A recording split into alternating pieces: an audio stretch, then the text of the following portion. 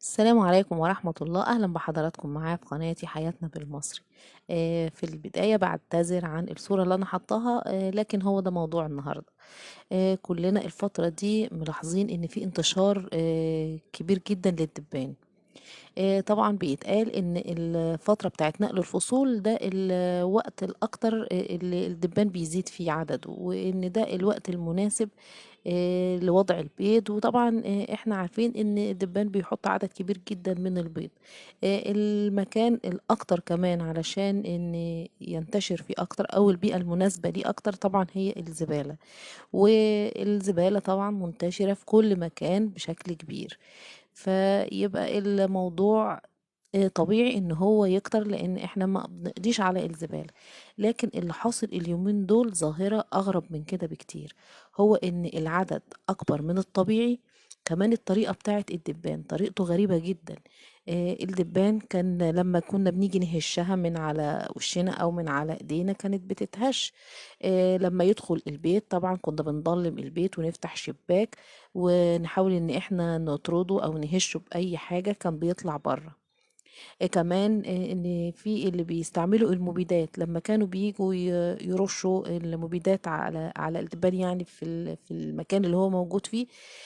غالبا كان طبعا بيموت بنسبة كبيرة جدا. في بعض مننا كمان كان بيستعمل اللي هي الزيوت العطرية عشان يطرد الدبان، زي زيت اللافندر، زيت النعناع، السترونيلا. يعني في بعض الحاجات كده معروفة يعني عند بعض الناس. دي الحاجات اللي هي بعيدة عن المبيدات، يعني علشان تبقى مناسبة للصحة أكتر ما يبقاش فيها ضرر. في حاجات برضو كنا دايما بنجيبها من بره، من الأجزخانة. بنرشها على كرتونة كده ونبلها مية، كيس اسمه سنيب كده. يعني في بعض الناس برضو بتستعمله. فالدبان بيلزق على الكرتونة وبيتخلصوا منها خالص، ومثلا بيحطوا ورقة تانية أو كرتونة تانية. فكل ده الطبيعي وكل ده احنا عارفينه. لكن اليومين دول في حاجة غريبة جدا، الدبانة بنهشها مش بتمشي. يعني كلنا بنقول لبعض ايه الدبان الرزل ده؟ فعلا رزلة جدا، بتلزق في الوش بطريقة غريبة. العدد كمان كلنا ملاحظين ان هو زيادة عن اللازم عن الطبيعي. طبعا احنا عندنا مشكلة الزبالة. طبعا احنا عارفين ان آه، الموضوع كبير عندنا. في انتشار فعلا للدبان، لكن الفترة دي الموضوع مش طبيعي، زيادة قوي قوي عن اللازم. فطبعا احنا عرفنا ان العدد اللي جاي ده ده مش من مصر، وان ده جه مع الرياح الجنوبية اللي جاية من السودان، وان الدبان ده رزل بجد، والنوعية بتاعته غريبة.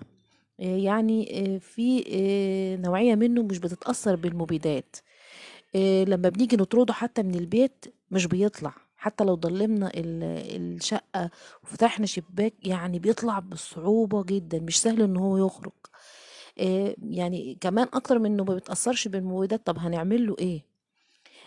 الأغرب كمان طبعا الموضوع ده بيتكلموا فيه الفترة دي، والغريب ان هو ما بيتأثرش ومش بيطلع. طب احنا نعمل معاه ايه؟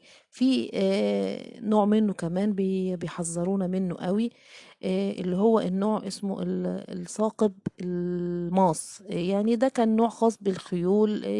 المعلومة دي الواحد يعرفها من فترة، لكن أعرف إن الأنواع دي مثلا مش موجودة عندنا، أو موجودة في مناطق قليلة جدا وبأعداد محدودة. لكن النوع ده بيحذروا منه جدا، وربنا يستر الحاجات دي ما تنتشرش عندنا يعني أكتر من كده. والدكتور محمود عمرو أستاذ الطب البيئي بقصر العيني ورئيس لجنة السمويات بأكاديمية البحث العلمي، كان بيتكلم في الموضوع ده وقال إن الزبالة هي أكتر مكان طبعا الدبان بيلاقيه مناسب علشان يحط البيض بتاعه. طبعا بينتشر بالشكل ده بشكل كبير، وخصوصا إن الدبانة الواحدة بتحط قرابة 4 مليون بيضة في الأسبوع، فطبعا الرقم بشع. وطبعا بيلاقي ان المكان مناسب قوي، وفعلا العدد الكبير ده بيطلع لان المحليات عندنا مش بتحارب المشكلة بتاعت الزبالة دي او مش بتحلها. فالمناخ بالنسبة له يعني مناسب جدا. كمان ان الدبان طبعا ليه جو معين علشان يتكاثر فيه. لكن الدخيل علينا ده اللي جاي لنا من الرياح الجنوبية اللي جاية من السودان، حضرته البيئة دي مش عايزها بشكل معين، لا هو بيتكاثر في أي وضع. وبالنسبة له هو الجو سواء بارد أو رطب أو حر أو يعني جاف، هو بينتشر، مش فارق معاه. وإن المبيدات مش بتأثر فيه قوي، يعني في كتير منه مقاوم للمبيدات.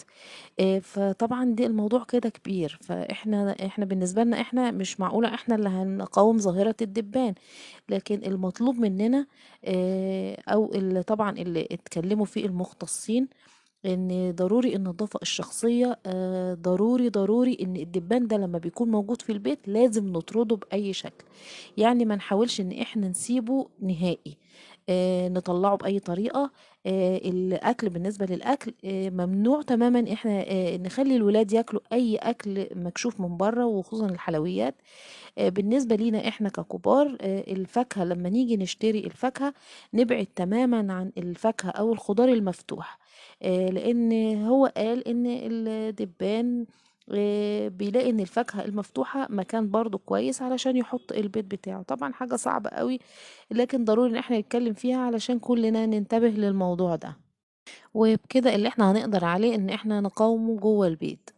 بالنسبة لبره البيت ده هيبقى صعب علينا طبعا، لكن هنحاول ان احنا نبعد عن الحلويات اللي هي المكشوفة، الخضار المفتوح او الفاكهة المفتوحة زي ما قلت لحضراتكم. كمان ندي تعليمات شديدة للولاد ان هم ما ياكلوش اي حاجة من بره. يعني نبعد خالص عن الاكل بتاع بره اللي هو برضو المكشوف، الحلويات اللي دايما بيجيبوها. طبعا نحاول حتى لو في البيت اكل فضل فترة مكشوف من غير غطا، يعني نحاول برضو ان ما ناكلوش. يعني هي كمان مش محاولة، ده اكيد ضروري في الفترة دي نبعد عن الطرق دي خالص.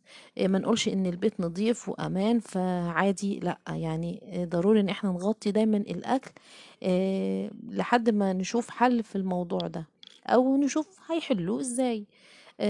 ربنا يستر في كل وقت، لكن احنا هنحاول ان احنا نعمل اللي علينا علشان نحافظ على صحتنا وصحة اولادنا.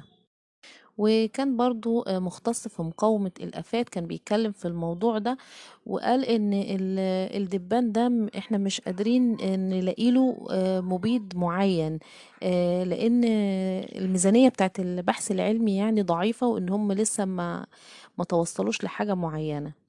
واحنا كلنا طبعا بنشوف العربية اللي هي بترش في الشارع، اللي هي بتطلع الدخان الابيض اللي ريحته جاز شوية ده. ده بيقول انه خاص بالبعوض بس، يعني هو مش بيقضي على الدبان، هو خاص بالبعوض، ويعني عشان يبعده او يقضي عليه، لكن مش اللي هو بيقضي عليه تماما، لكن بيطفشه من المكان، يعني زي ما قال باللفظ. فيبقى العربيات دي مش خاصة بالدبان، مش هتأثر فيها. لكن هو الظاهر محتاج له اختراع جديد، وده لسه مش موجود. لكنهم برضو بيحذروا من الأنواع دي نقل الأمراض كتيرة جدا، زي أمراض الجهاز الهضمي والتنفسي والأمراض الصدرية والجلدية والالتهاب الرئوي والشعبي. يعني اللهم احفظنا جميعا ويبعد عننا كل الأمراض. وكده علشان نبعد عن كل الأمراض دي، مفيش قدامنا غير الوقاية، دي أهم حاجة. مادام العلاج لسه مش موجود، يبقى الوقاية هي الشيء الأساسي اللي احنا هنعتمد عليه. ونشدد على أولادنا إن دايما يحافظوا على نظافتهم، يعني ضوافرهم دايما تبقى مقصوصة. كمان وهم في المدرسة ما يحاولوش ياكلوا حاجة تكون مفتوحة أو مش مغلفة كويس. والأفضل طبعا إن هم ما ياكلوش بره البيت نهائي. ولو لا قدر الله اي طفل تعبان عنده نزلة معوية او اي حاجة شبيهة لكده، طبعا هما بيتكلموا انه يفضل انه ما يروحش للمدرسة في الفترة دي. اي نوع من الامراض اللي هي منتشرة اليومين دول، الامراض الجلدية او الامراض الصدرية او الامراض الهضمية، طبعا ده هيكون افضل ليه ولكل الاولاد اللي معاه كمان في المدرسة.